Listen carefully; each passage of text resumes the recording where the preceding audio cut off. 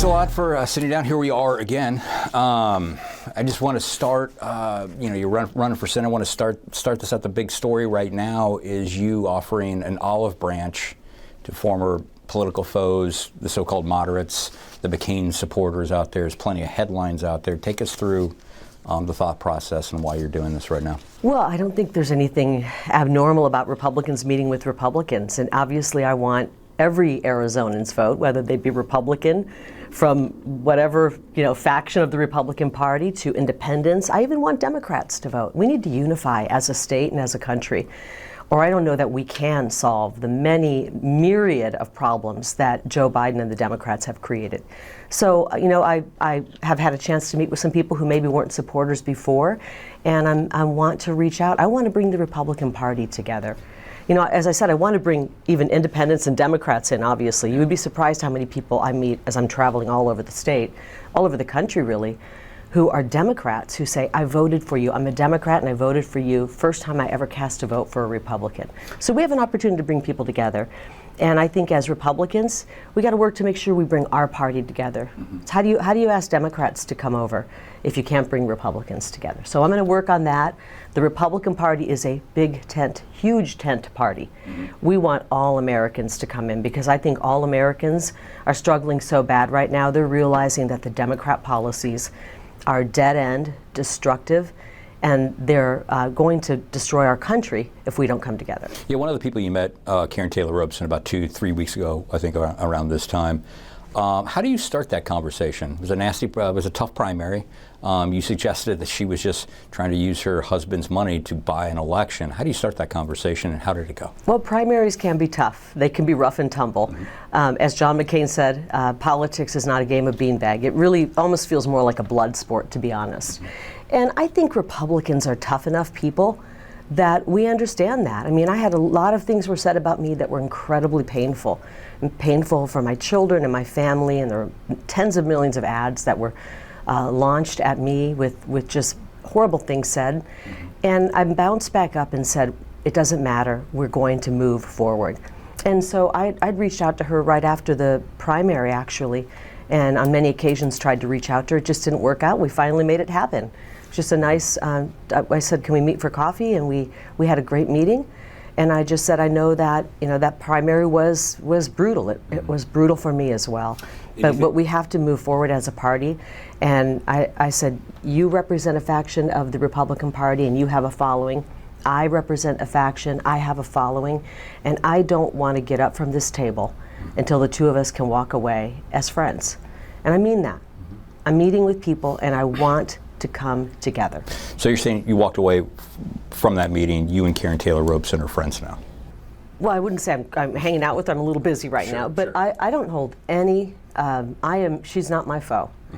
I don't hold any animosity toward her. I don't hold any animosity at all toward her. I know that she was a tough political opponent.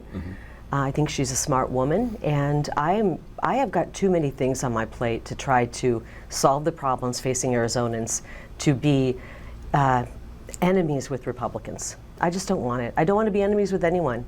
I don't want to be enemies with you either. I don't think we're enemies, but okay. Who else is on the list that you're reaching out to? Are you reaching out, a lot of people want to, are you reaching out to Cindy McCain or the McCain family? Have you spoken with them? I'm going to keep my private conversations private. I really didn't even want it to get out. As a matter of fact, my staff didn't even know that I had contacted Karen. Okay. And I think it was one of her people that reached out to my staff saying, what's this about? And my staff said, I don't know what it's about. I really want these meetings to be, a woman to woman or a woman to man, and we'll talk about maybe why they didn't support me, how we can bring them in, because we've got major problems to solve, Dennis. We've got a wide open border. We have crime that is skyrocketing on our streets. People cannot afford to get by. These problems are not just affecting Republicans, they're affecting Democrats as well, and we got to come together to solve them because we're in a real world of hurt when it comes to our country.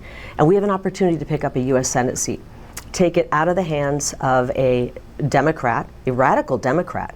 I know I recently heard a report where you seem to be doing some of the bidding for Sinema's piece. You're calling her a moderate. There's nothing moderate, not a darn thing moderate. about Kyrsten Sinema. As a matter of fact, since she became an independent to try to save her political career, she's voted with Joe Biden and Chuck Schumer 100% of the time. Mm-hmm. That's not moderate, and the media shouldn't be labeling her as moderate. Okay. And it seems that you label, America First Republicans one way, and then you label Democrats and independents another way. She's radical, and Ruben Gallego is just as radical. They vote with the Democrats 100% of the time. And so I'm talking to Republicans saying, we have an opportunity to pick this seat up. We cannot let it fall into the hands of a leftist right now, or we'll end up with the appointees and Supreme Court picks that never get through when President Trump takes office. Okay, and we'll get back to the Sinema stuff here in a second. I just got a couple more questions on the moderate stuff, and then we can move on. I know you've answered a bajillion questions on this subject. Do you also, you mentioned the primary was rough and tumble, things were said about you that were hurtful. What do you think, do you reach out to someone like Stephen Richer? He's got a defamation lawsuit against you. Obviously he thinks that things you said about him were hurtful or defamatory. Is that something you reach out to him, and what do you say to him?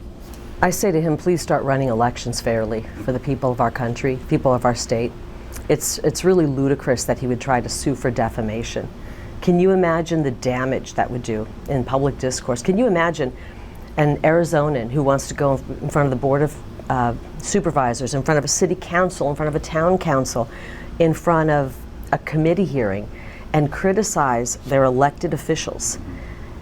They'll never be able to do that if they have to fear defamation charges. It's incredibly dangerous, it's a slippery slope, and it would be detrimental and disastrous, truly, for democracy.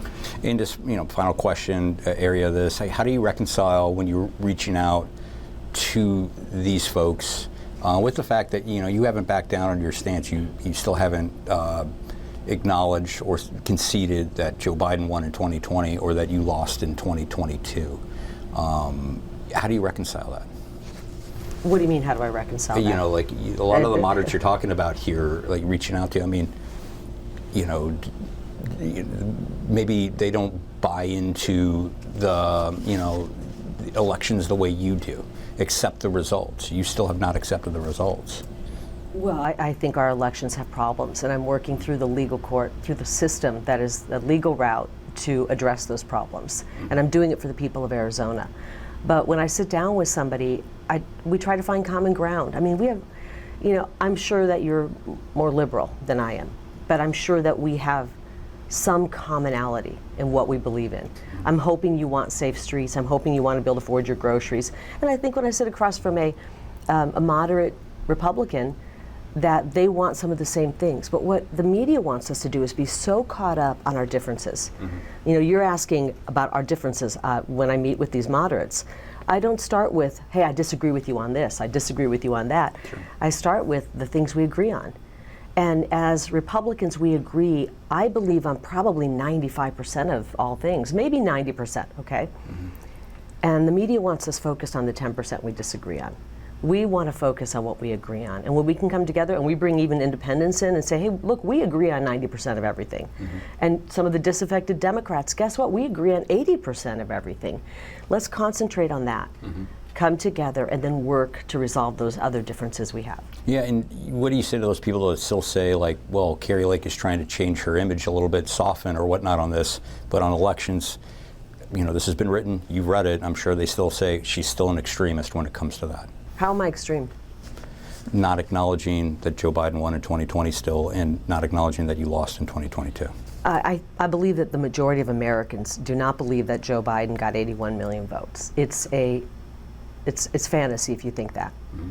He didn't get 81 million votes. It's impossible. It's impossible.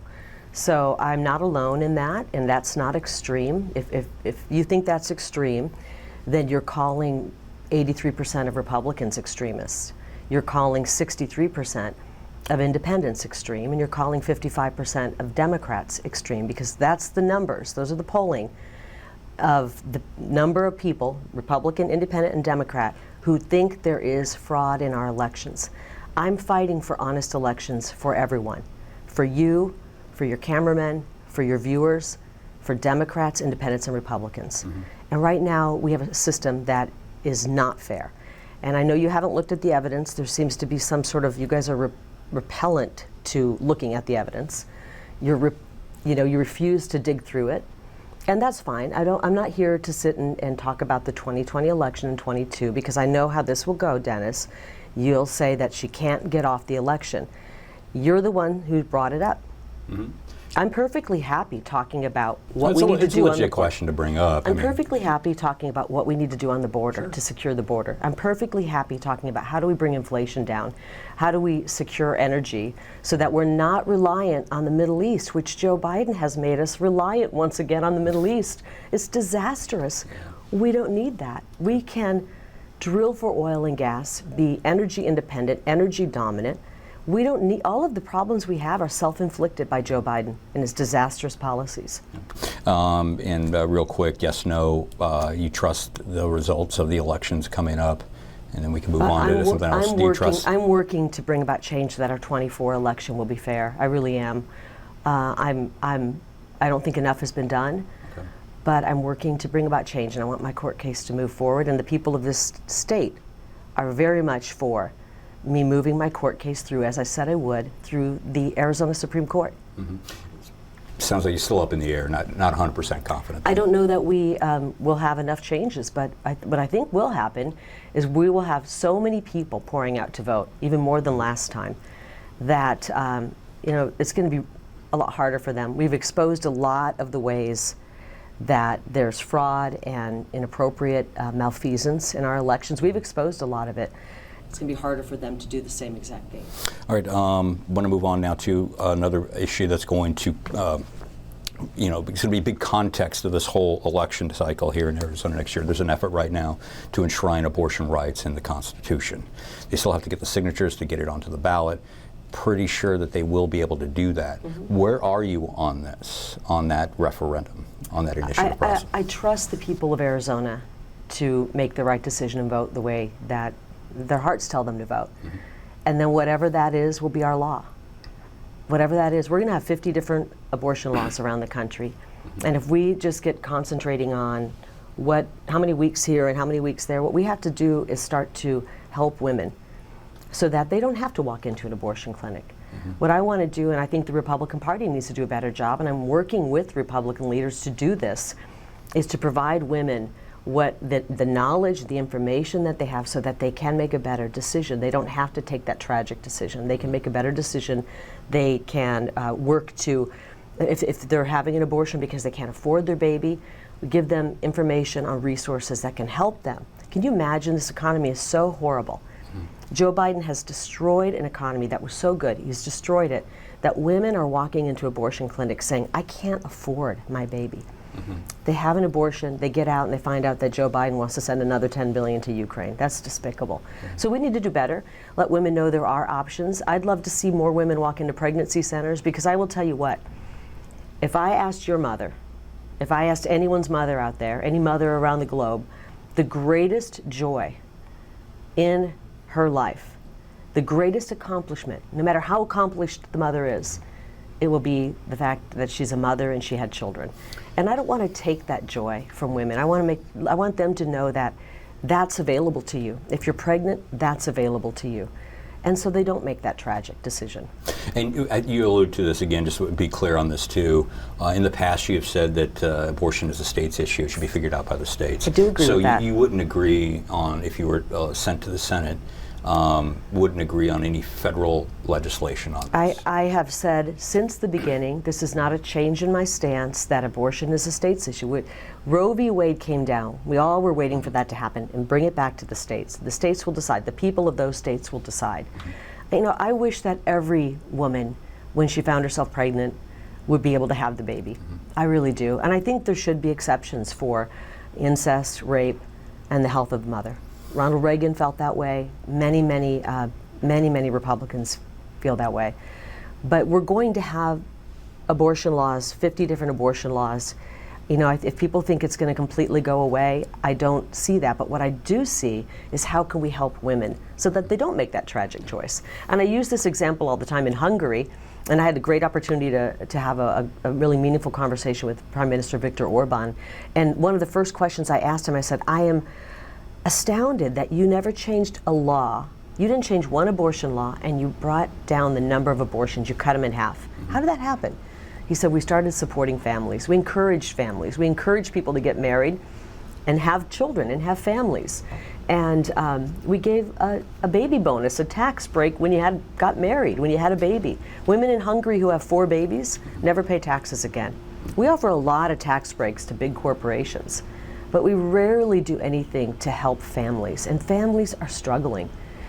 A country is only as powerful and healthy as their most important institution, and the family is the most important institution.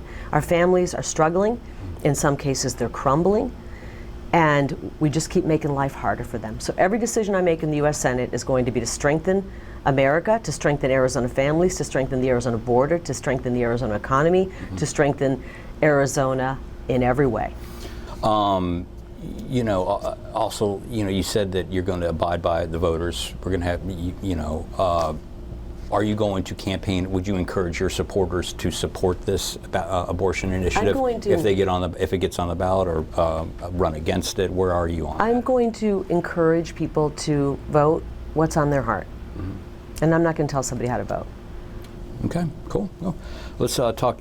One of your favorite topics to talk about is the border. You're still a border hawk, as it were, on this. You want to get tough on the border. Just tell our viewers, people who be watching this, what's your vision for border security if you are sent to the U.S. Senate? First and foremost, finish the wall in Arizona. The wall does work. If it didn't work, Joe Biden wouldn't have had to send his people down there to weld the thing open. And so we have to do that. We need to support our Border Patrol agents so they can do their job. They don't want to be processing people. They want to stop people from coming over. And just follow the laws on the books. We have laws on the books to prevent this, but we're not following the law. And so what we really need to do is get back to exactly what President Trump was doing. I've covered Arizona for 27 years. You've been covering Arizona for a long time.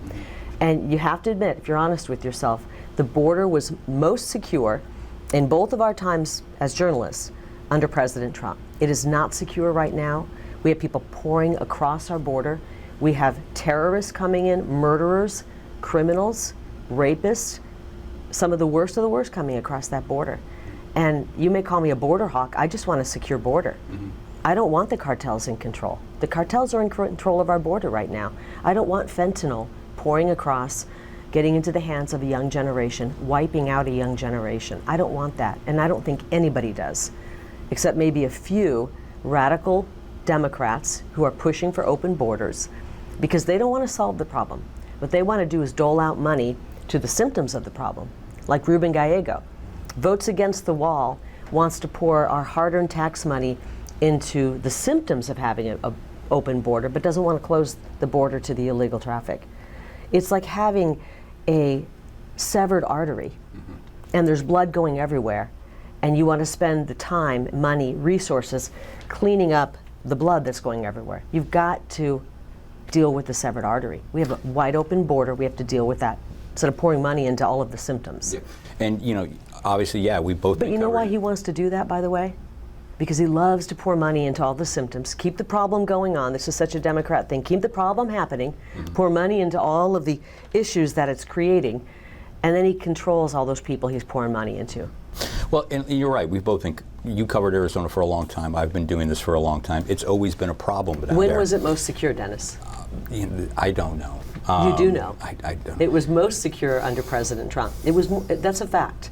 Okay. Fewest people crossed. You didn't give him credit for that. Fewest people crossed, fewest illegal crossings. We had the lowest amount of apprehensions of drugs coming across.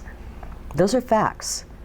And it was never covered because the media spent 8 years doing character assassination of President Trump. Well, what I wanted to ask you is, if you're in the Senate, you'll be one of 100, which means anything you want to get done on the border or anything else, you're going to have to build consensus to move legislation. Right. Like, what's on your resume that can assure voters that you're the type of person who can build consensus?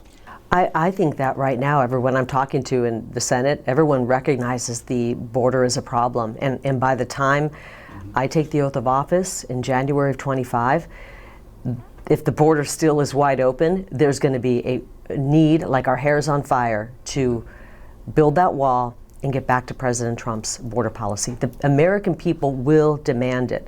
And the people in the Senate will say, we got to do this and we got to do it quickly. I don't think it's going to be hard to build consensus around securing our border. Well, it's been, people have talked about that for decades now, and it hasn't. Well, the problem right now, I think the Senate wants it, is we've got a feeble, weak president who's responsible for having the border open, and he's not going to sign anything. That's the problem. So they can't really do a whole lot now with mumbling, fumbling Joe Biden in there. Joe Biden is the one who on day one, hour one, pulled back an effective border policy that was working and keeping Americans and Arizonans safe. He pulled that back with a wink and a nod, told the world to come on over. He created this problem. At the same time, in the same day, he took an incredibly effective, strong energy policy and he decimated it. Pulled that back as well, stopped the Keystone XL pipeline. Our gas prices immediately shot through the roof. Everything went up in price because of that. Everything's trucked across this country. Your pen, your jacket, this water bottle, everything went up in price when we have to truck things across the country. Mm-hmm. And also put us on a trajectory for just a disaster when we're now hooked to the teat of Middle Eastern countries for our oil and energy. It is outrageous what he's done. He has put us in peril, and we have to get this guy out of office. And the people are really sick of Joe Biden, and they're sick of the votes that Kyrsten Sinema and Ruben Gallego have done 100% of the time to support this disastrous policy. Yeah, but Kyrsten Sinema has shown that she can work with people from both sides, build consensus to get legislation accomplished. How can you attack that? Can you attack that record? Give me an example. There's a big spending bill last year with the infrastructure bill. She was key in building. She was key in getting that passed. Have you been to Tucson lately? The roads are crumbling, potholes everywhere. Is that a city or a state issue, though? The money for infrastructure could have gone into that. If this infrastructure bill, this was a boondoggle of a bill. Okay. This caused us to spend hundreds of billions that we didn't have, billions that we didn't have. And what did we get for it in Arizona? We got, what we got for it in Arizona? She likes to say she passed the infrastructure bill. Mm-hmm. We got 2 footbridges to nowhere. One in the most liberal part of Phoenix and one in the most liberal part of Tucson. People in Tucson go, great, we got a footpath to nowhere, but we have roads that are crumbling. Mm-hmm. What did we get for it? And so they like to name their legislation, fancy names, Infrastructure Act. We didn't get anything for it. And all of the infrastructure money that we did get is just typical money that was going to normally be spent here. The only 2 special projects we got from that are 2 footbridges to nowhere. I don't think our infrastructure looks all that great here in Arizona. We have bridges that are in need of repair. And so they like to label their legislation, and usually whatever it is, just assume the opposite. Inflation Reduction Act, it increased spending. They maybe brought the number down on inflation, but not after the damage has already been done. People can't afford anything. Right now, $1 that we spent under President Trump is only worth 85 cents under Joe Biden. That doesn't work for people. And it's only going to get worse until we change course. And I think the people are ready to change course. All right, let's wrap up on this. And by the way, if she ever votes where she goes a little bit against the party, it's only because Chuck Schumer lets her. It's only because she is in lockstep with Chuck Schumer. Since she became an independent, she's voted with him 100% of the time. And she's going to try to fool the people of Arizona into thinking she's independent. And she'll probably get some help with people like you who sit there and call her a moderate. You throw that adjective in front of her name, and it's not true. And you need to do better. She's worked with the other side. She's passed bipartisan legislation. You're always going to work with the people that are in the Senate. That Congress hasn't been working a lot like that in a lot of cases. You try to work with each other on legislation. Where you can. But to act like because she's talked to somebody on the other side of the aisle, she's independent, that's not true. Mm-hmm. Look at her voting record. Wide open borders. She just voted against helping our strongest ally in the Middle East, Israel. She tried to stop President Trump when he tried to rip up the Iran deal. She tried to get in the way and stop him of doing that. And that caused, between Obama and Biden, I almost said O'Biden, which is probably kind of a combo of them, they've sent $200 billion to Iran. $200 billion that has funded terrorism around the globe. Well, And nothing's been going to the people of Iran. They're struggling as well. Well, let's wrap up then on a raw political question. Then, are you worried about Sinema? There's been some reporting out there that suggests that she is drawing more Republicans away from you than Democrats away from you. She'll draw a little bit from both sides. I'm not worried. I think you're probably. I think the polling I've seen, the reputable polling I've seen, shows her getting anywhere between 15 and at the most 19% of the vote, and that's not enough to get her across the finish line. Good. I think that's all the time we have. Awesome. Thank you. All right. Thank you very much. Appreciate it. Yep.